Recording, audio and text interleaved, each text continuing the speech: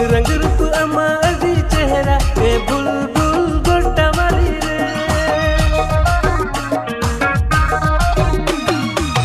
रंग रूप अमा अभी चेहरा ए बुलबुल गोटा वाली रे तक तक